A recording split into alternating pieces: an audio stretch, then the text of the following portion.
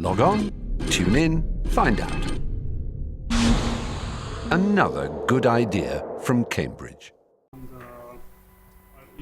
I'm not sure he will speak specifically about evolution, but he works on some other evolutionary problems. So, yes. Thank you very much. So first of all, I'd like to thank the organizer for inviting me here.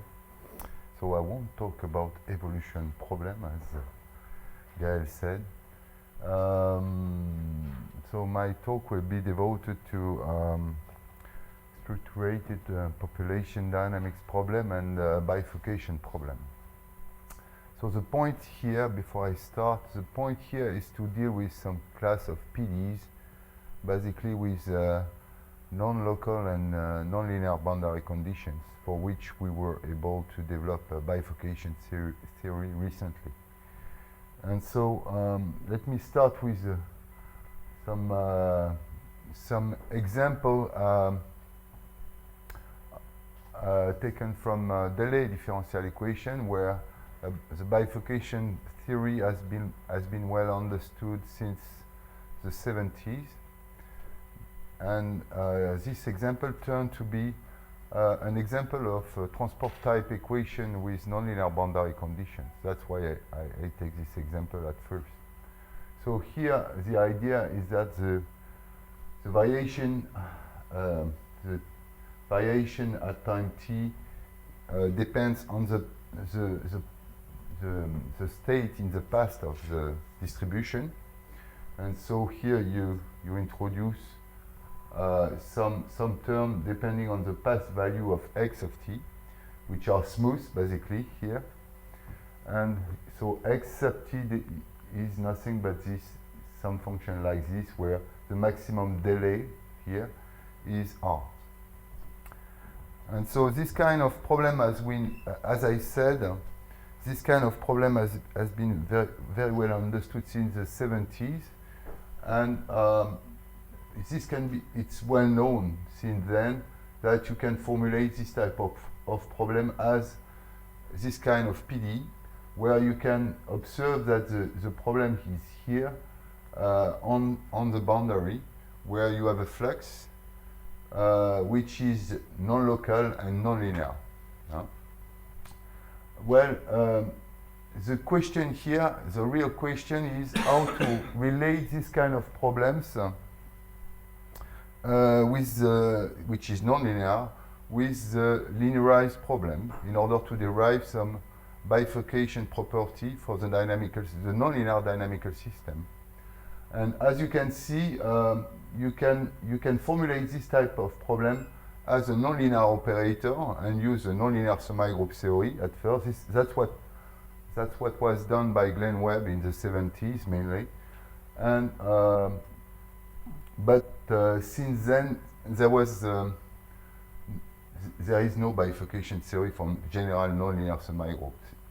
Okay, so the point is, how do you understand this type of problem in another way?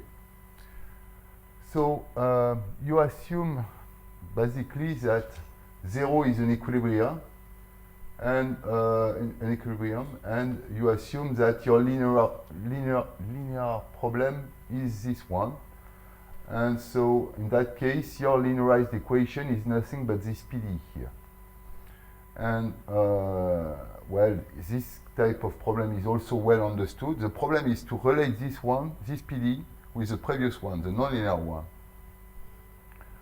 And so a lot of work has been done during the 70s and the 80s by the group of Jack Hale, where they were dealing directly with the explicit formula for the equation and try to develop a bifurcation theory.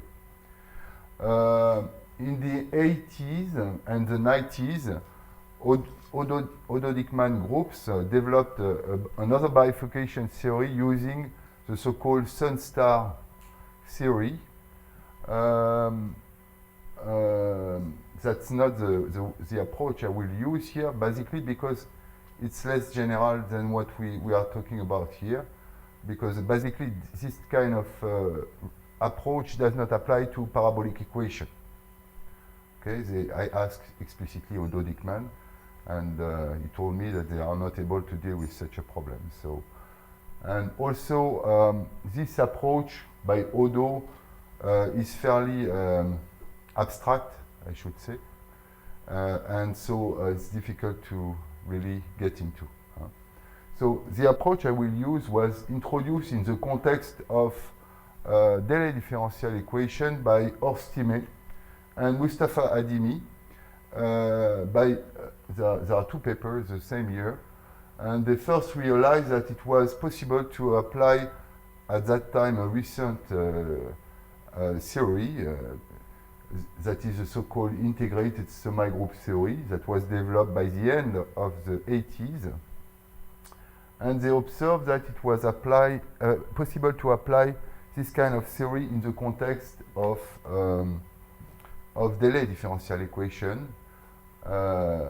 Well, also in such a context, you can apply, there is another theoretical method that is so-called extrapolation method, which works also only into a certain context, which is also less general than what we are talking about here. Well, so as I said, the point is to relate this nonlinear PD with this one to understand the effect of this linear problem on this nonlinear problem.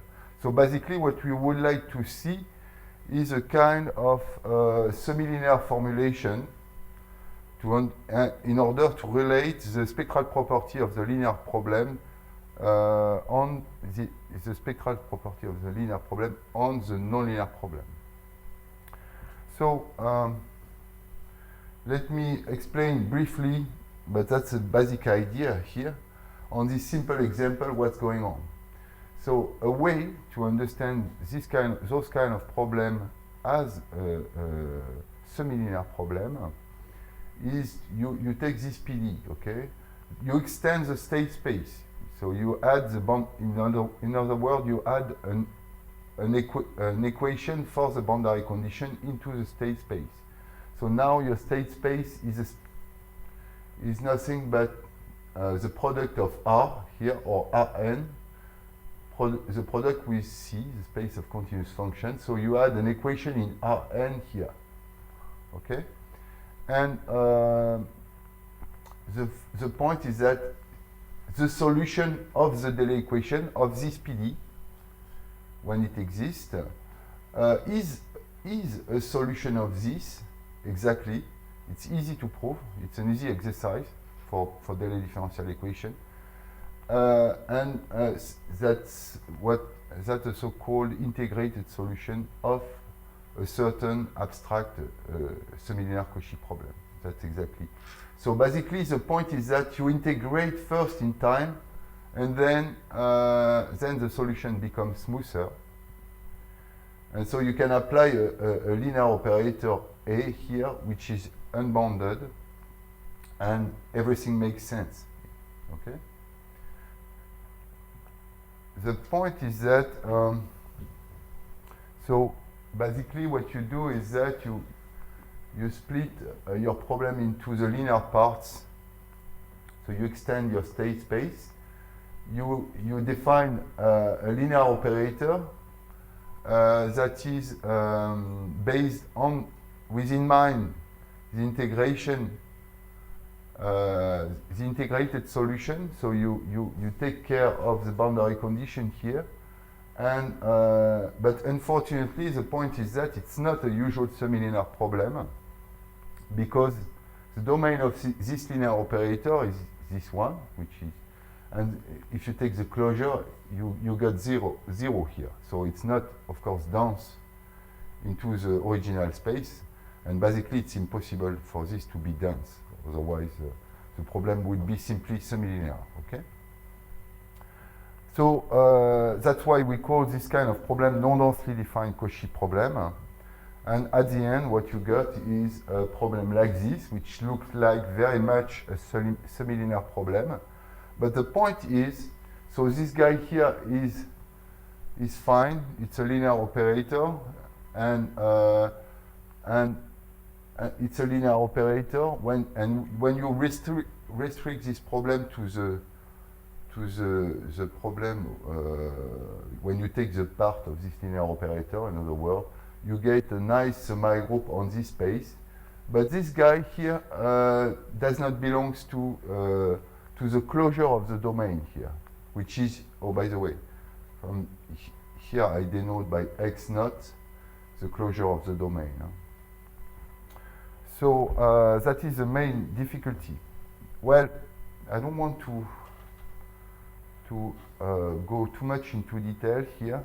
Just give you some possible extension of this kind of problem. So I put a B here just to mention later on that, that B was a matrix. But now if you replace B by a linear operator, you can extend this kind of problem to PD with delay. Okay, so we did that, and there are some, it's possible to extend those kind of problems. Well, my goal here is not to deal with delay equations. This was just to mention a simple example where, because in the context of delay differential equation, the bifurcation theory is well understood. Okay? My point here is to deal with age structural model. Okay? So age structural model and other class of structured population dynamics model, where again you have some nonlinear and non-local boundary conditions. So here you consider an age structural model. So basically A is a chronological age here, and you have a term which describes the mortality here. Here you can take mu as a constant, but also some more general terms. And the point here, you get a nonlinear term, so H is a map from R to R, and you integrate this guy here. Okay, so this equation looks very simple. It looks pretty simple, but it is absolutely not simple. And any proof for the of bifurcation for this guy here would be welcome. Direct proof, short proof, by the way, because up to now we have only a very technical proof, I should say. And so again, the problem, you have this problem, your original problem, where you take, for example, this recurve type nonlinearity here, and your linearized equation around some equilibrium U bar is nothing but this linear problem here. And so you can define both, you can understand both in several ways, but the problem is to understand the relationship between both of them, okay? There are several methods, at least 4 methods to define the solution for an age structural model, but the point is to understand the bifurcation problem here, for example, of bifurcation problem or others. So again, you use the trick I presented for delay differential equation. You include the boundary condition into the state space, and you end up with a Cauchy problem of this form here, where again the domain is not dense, and that is the point here. So it's possible. And just to give you an idea about what we can do now, using our result I will present some abstract result for this kind of Cauchy problem later on. For this example, now you take a specific function gamma. By the way, for when gamma is constant, everything converges. It's a simple ODE. It becomes a simple ODE. So it's fairly delicate to understand the dynamic of such a problem, actually, because here if you take this kind of gamma function, then you obtain some off bifurcation. So it's not totally trivial, I should say. So anyway, we've got some bifurcation point, and we were able to prove that there exists some off bifurcation for such a problem under this kind of assumptions. So let's make it more concrete. So here is a numerical simulation of this age structured model, and basically the idea is that you increase the rate of reproduction, and then after when you pass through a certain value, the first bifurcation value, then you end up with such a behavior. So here you take alpha equal 20, and so alpha change from 10 to 20. So alpha equal 10 here, alpha for this one alpha equal 10, for this one alpha equal 20. It's noisy now. And then of course here is the age. The initial distribution is some kind of some exponential x recurve type function. And as you can see, when alpha increases, you end up with some periodic solution for the system. So you observe that, and actually the numerical simulation fits very well, of course, the analysis. Now let's turn to a less trivial example where you have no explicit formula, and basically I think there was even no of bifurcation result for such kind of parabolic equation. Yeah. Can I just ask for the last one? It's essentially that the population can't, I mean, if you increase sort of the amount of population, it can't be sustained constantly in time anymore. It has to right. How I can imagine it.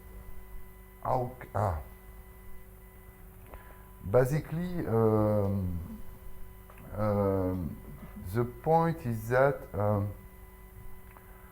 locally around, okay, there are two points here. So first, when you increase alpha, first you need a kind, as you can see here, this function gamma is 0 under some value.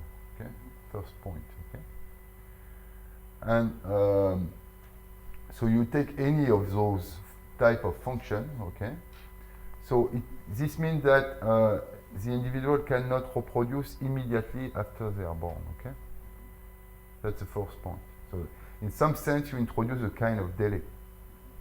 Okay, for the next reproduction. That's the first point.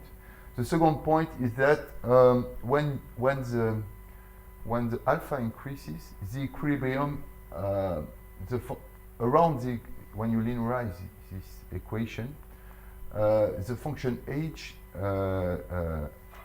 gives some well, let me go to the previous one. Oh. Yeah, here.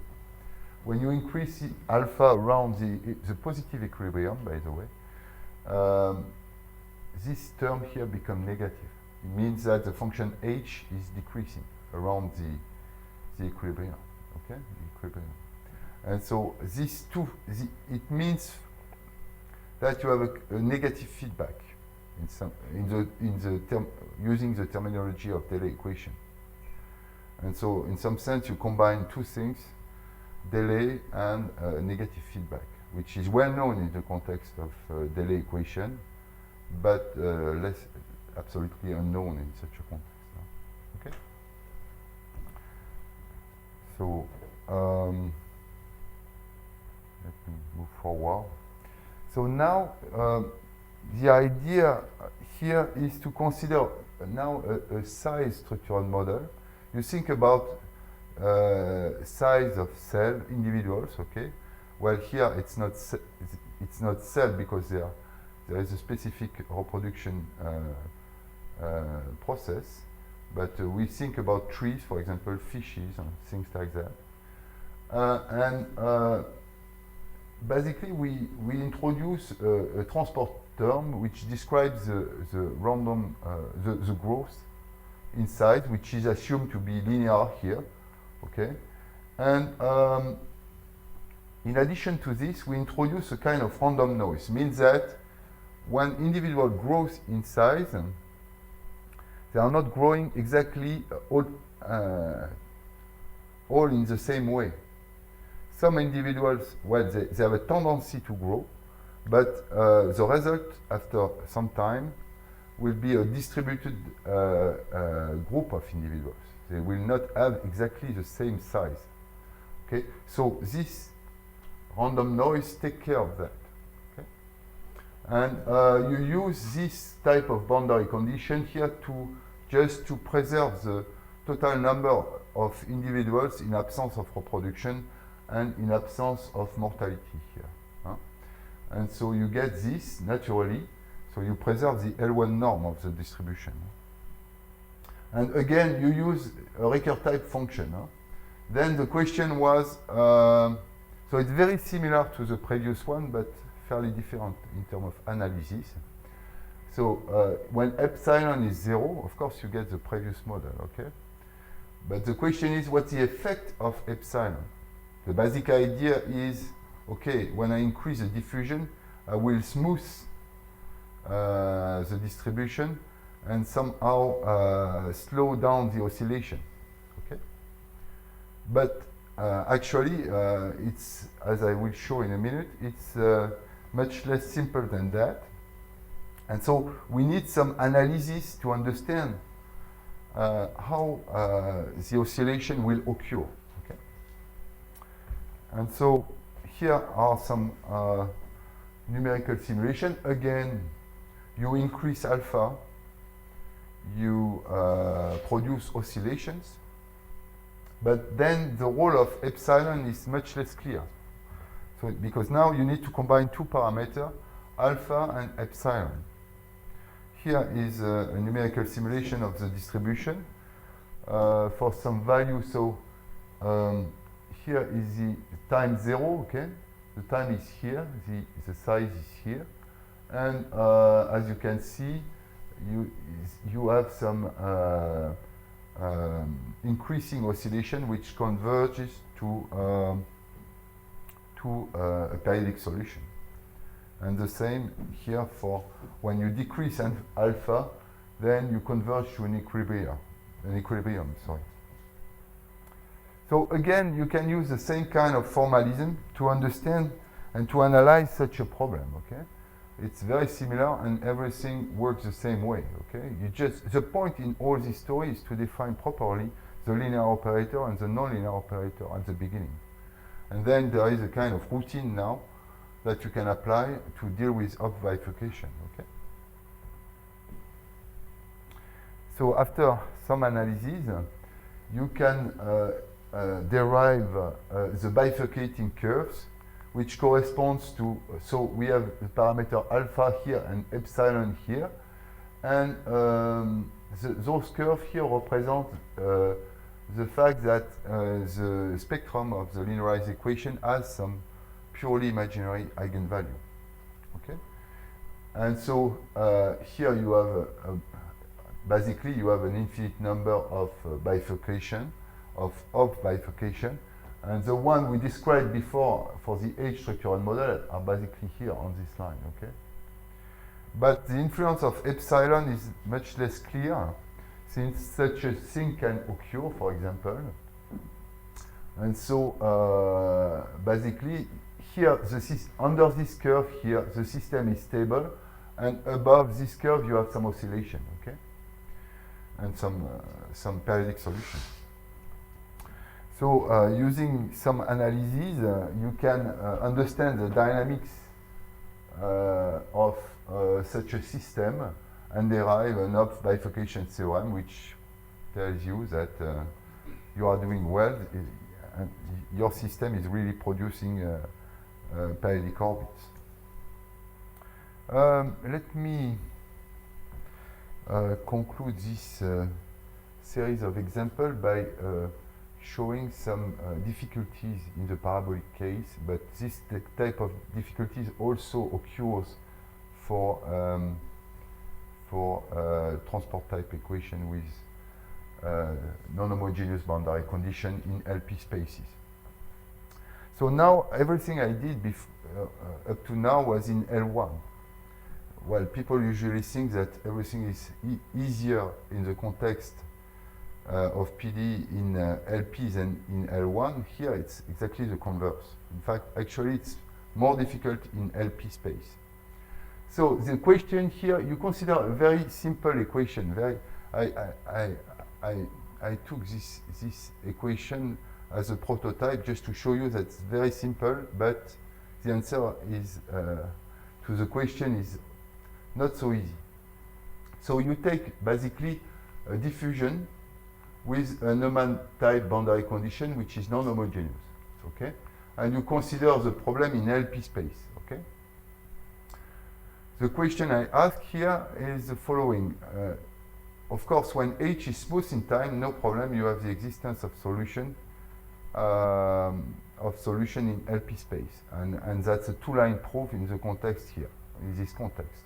The question is, what kind of smoothness, in the general sense, do you need for H in time, for the non-homogeneous, for the flux, in other words, at the boundary, to obtain a solution into a given LP space, okay? Basically, so again, you can use the formalism I presented before, and you derive a problem like that. Well, the first thing to observe here is that, and I want to now to emphasize on the linear problem. Later on, I will explain that the part of A into the closure of the domain play an important role. Basically, this part generates a C0 semi-group, and everything will be based on the spectral property of this C0 semi-group, okay? And so let's see here what is the part of this linear operator A. And so you take the part in the closure of the domain. This means simply that this guy here belongs to the closure of the domain. So the first component here must be 0. And so at the end, the part of this operator in the closure of the domain is nothing but the problem with homogeneous boundary condition, okay? And so, of course, this generates A0 is a sectorial operator in any LP spaces. Unfortunately, due to the boundary condition, A itself is not a sectorial operator, but you have some kind of estimation on the resolvent of A, like this. And this kind of estimation are known as this kind of operator are known in the literature as the almost sectorial operator, which received very little interest, actually. Only very few papers deal with such a problem.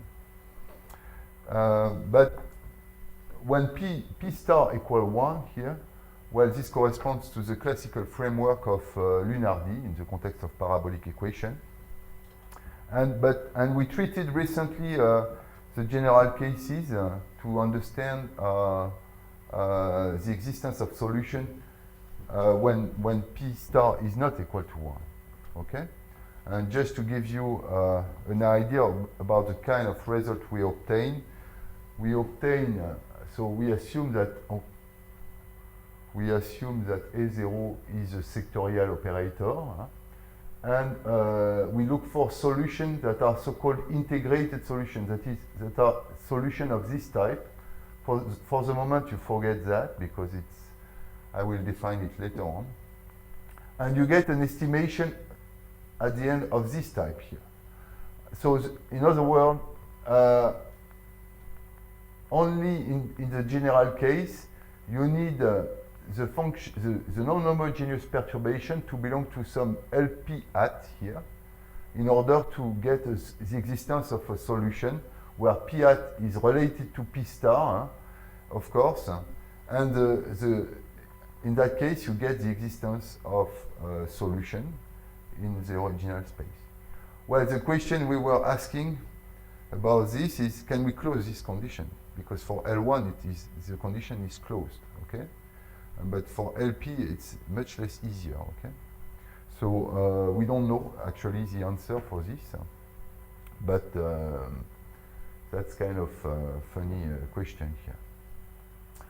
So now, since I will deal with the bifurcation problem, I need the base for this kind of analysis is the center manifold theorem. And so let me just briefly recall what is the center manifold theorem in the context of ODE first.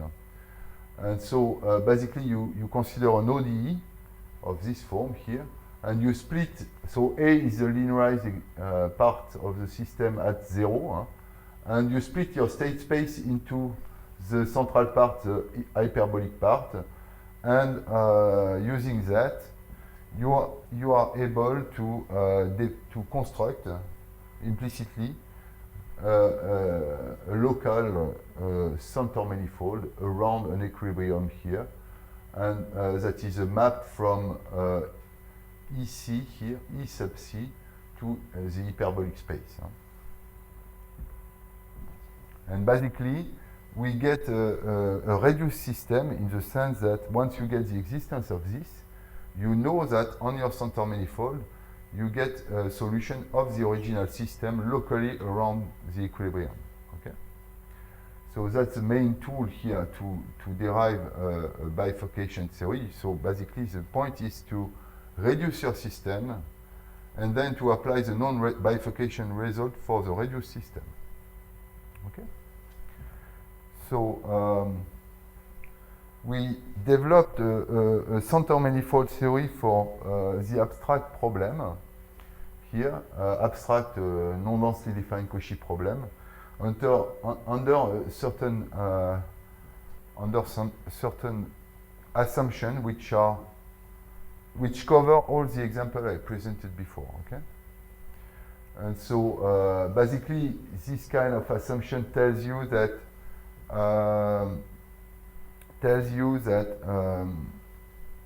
A0, the part of A in the closure of the domain, generates a C0 semi-group, and the resolvent set coincides with the resolvent set of A0. The resolvent set of A coincides with. So at this level, we have a C0, a linear C0 semi-group.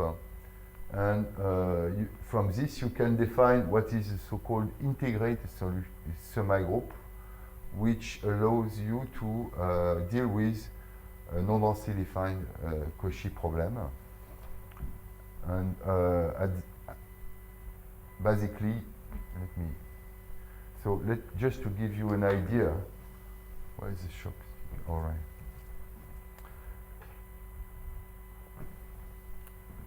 Where is okay.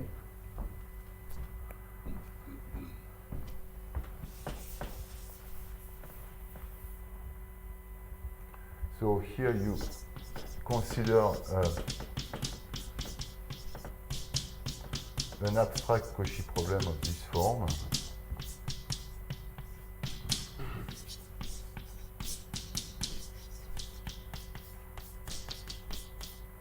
Okay, and the first way to understand those kind of Cauchy problem is to look at the integrated solution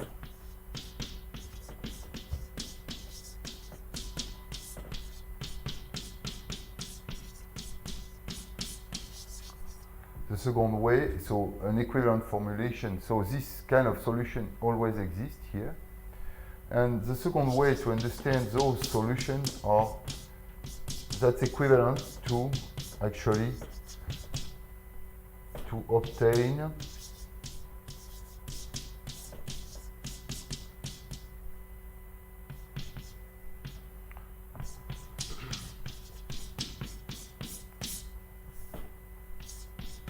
okay, so those guys, so of course the solution does not exist in general here, like for similar Cauchy problem, and only this kind of solution always exists, and that is equivalent to formulate that. So here you use a convolution of the integrated solution with the nonlinear term, and you differentiate in time.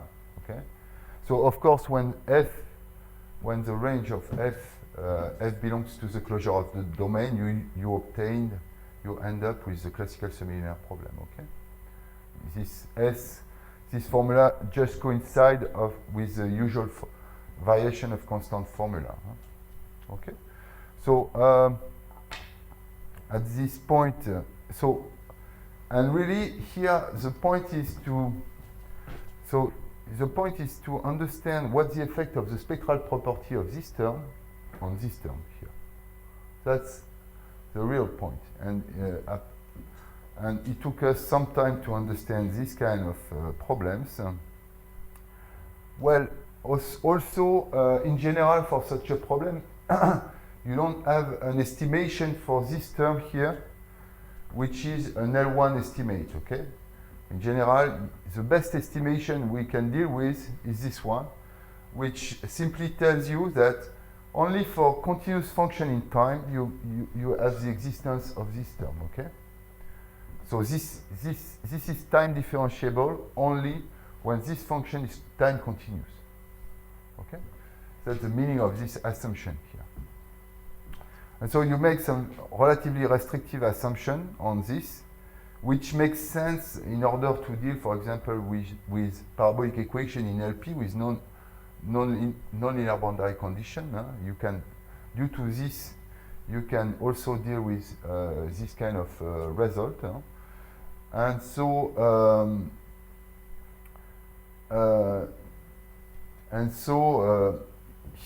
from now on, my goal is to relate the spectral property of this guy and to understand the property of this guy here, okay? So the first thing is to obtain a sharp estimate on this term here.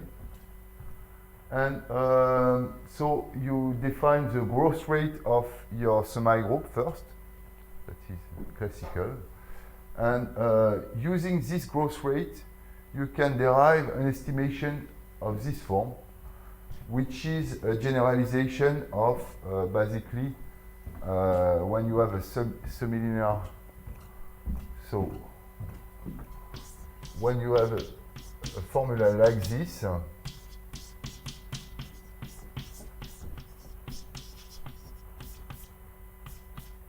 you will obtain an estimation of the form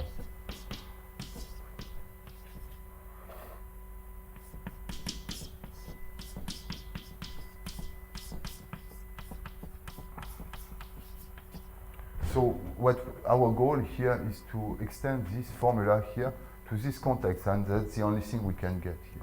So we need an estimation anyway to understand the effect of the growth rate on this perturbation term. Then you can deal with semilinear theory in this context, and we wrote some paper about that to make sure that everything is fine. And you can define the semi-flow and so on, and no problem here. Well, you need some work, of course, but everything works the same way almost. Then the point is that, as I said, you want to understand, you make some assumption on the spectral property of this guy here. So you assume that you can split the state space into the central part and the hyperbolic part. And the key point here is that you assume that your central part have a finite dimension. You need this in order to deal with local center manifold theory, because this is related to the fact that you need some truncation function, smooth truncation function, and with, of course, in general binary spaces, you don't get any such a smooth truncation function. So here you split your state space, and you only get a state space decomposition of the closure of the domain that is denoted here by x0. So so you would like to have also before I say, So this kind of assumption actually are necessary and sufficient condition to get, and that's equivalent to the fact that the essential growth rate is negative and the intersection of the spectrum with the imaginary axis is non-empty. And there are some abstract results for this kind of problem, which turn to be non-trivial in general. We only have some possibilities to apply those results here. So, okay, I skip that. So anyway, the point is that here we can extend and relate. Let me go straight. Okay, the point here we were able to deal with the spectral theory and understand those properties here, and so we are able to, at this level, under those assumptions, we are able to obtain a smooth local center manifold for abstract system. And so basically you make those assumptions on F, and you derive the existence of a smooth map from X0C, so that is from the central part into the hyperbolic part, and you have a reduced equation that is a finite dimensional ODE actually, and you from this result tells you that a local solution, locally around zero, a solution that stays in some neighborhood is also a solution of the original system, and conversely, when you have a global solution in this neighborhood for the original system, it is also a solution of the system on the center manifold. Well, let's look at 2 minutes this reduced equation. As you can see here, there is this center manifold term in the reduced equation that appear, and this term is fully defined implicitly. So we have no idea about what it is a priori. And but in order to apply some bifurcation result, the first thing for op, the first thing is that you would need this guy to be smooth. That's very important here, because, for example, the op bifurcation result for ODE only apply for C4 maps, okay? And so you need the smoothness here. It's very important to derive the smoothness of the center manifold in order to deal with any bifurcation problem, okay? That's why we deal with that.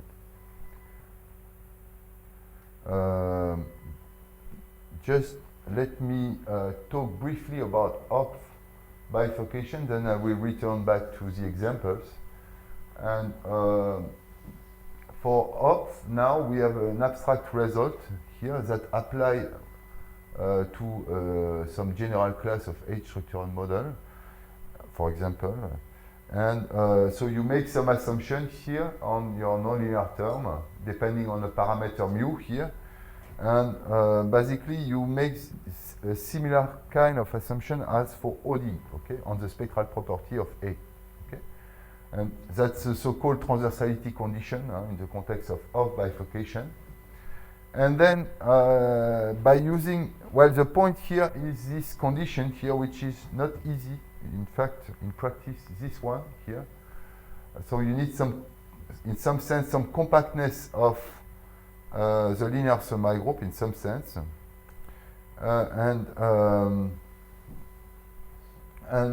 here you derive from this an op bifurcation theorem. That's exactly the theorem we apply in the result at the beginning, okay? In the example at the beginning to derive some op bifurcation theorem for various examples, okay? So I won't talk about normal form here. But let me conclude with an example in the context of epidemic problem. So in the context of epidemic problem, there are relatively few bifurcation results there, and because usually in those contexts the tendency of the system have a strong tendency to converge to some equilibria. And here our question was to deal with influenza and to try to understand why the oscillation occur from year to year. Actually, it's a difficult question, and there are at least two recent papers in Nature, published in Nature, about that. And but there was actually no model giving a mechanistic explanation for those oscillations. So here we try to derive the oscillation from a mechanistic description. So the idea here is to use the immunity of individuals, and so basically here we consider the class of sensitive individuals. That's the flux of individuals coming from the infected state. And after we introduce a function gamma, a simple function gamma like this, in order to take care of some latency to be reinfected. Okay? And using this, we are in position to understand the effect of the time necessary to be reinfected, that is the time necessary to lose the immunity. Okay? And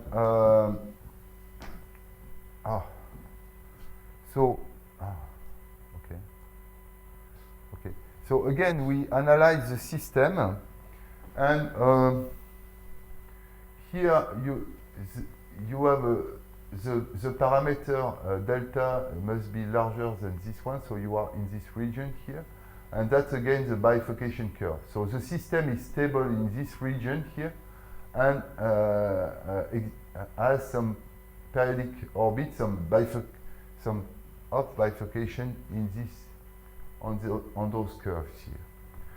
So this was a zoom of this one here. So as you can see, you have many off bifurcation. So we analyze we prove the existence of off bifurcation for this system using the previous one, and you can see the numerical simulation here. So as you can see from the bifurcation diagram, it's not trivial at first to understand the role of the parameter of the system, and you really need an analysis to understand that. So here you pass from a stable situation to an unstable situation where you have some periodic orbit. And to conclude my presentation, here we use this model. We use this model to understand the real data for influenza. So the black curve here is nothing but the number of infected individuals in US. We took those data from the CDC, and we use a least square method to fit. So during the first year, the data and the solution coincide, and then we found some parameter to fit the data. And as you can see, our goal was reached in the sense that we obtained some oscillating solution without any forcing term in the system. And the fitting is quite good, except the amplitude of the oscillation.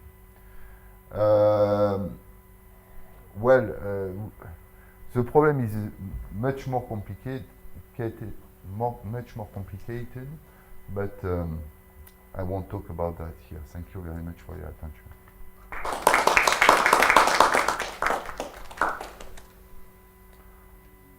had a question about the way you fitted the parameters in the simulation. You fit it with only the first peaks, or with the entire sequence? No, the entire sequence, but we use, in some sense, we use the first year to as a kind of initial value. So it's not, of course, it coincides exactly with the real data. Huh? Have you tried to fit it with only the part of this story diagram and see if it corresponds?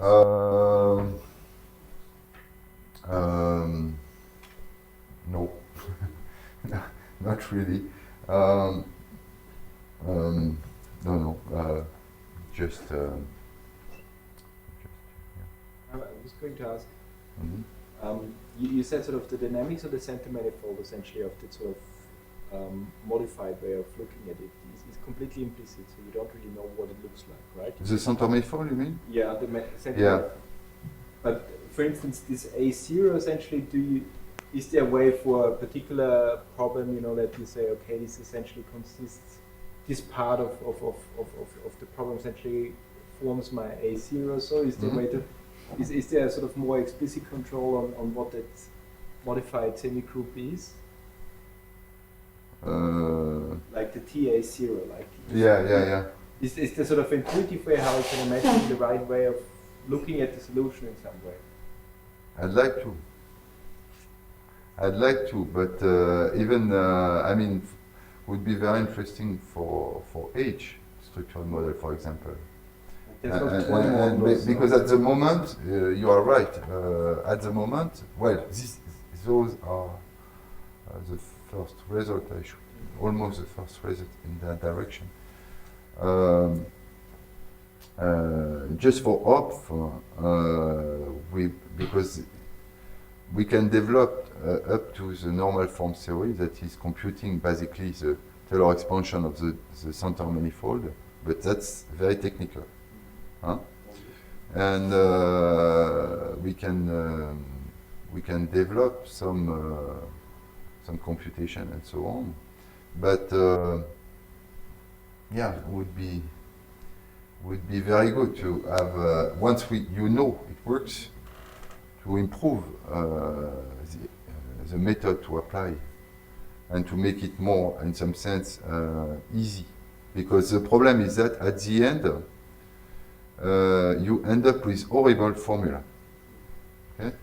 Especially for the normal form theory and so on. Huh? And so it's very difficult to understand the influence of parameter on the reduced system at the end anyway. Because you have some formula, okay, you can compute some constant, but the formula are terribly complicated. So if one could develop an approach based on that, would be very nice, actually. I mean, in terms of computation. Huh? In the case you had this alpha epsilon model, when you have oscillations, do you know more about these oscillations? Are they stronger at the boundary, or do they decay in X for a fixed T, or? We didn't describe that, but basically, let me return back to this.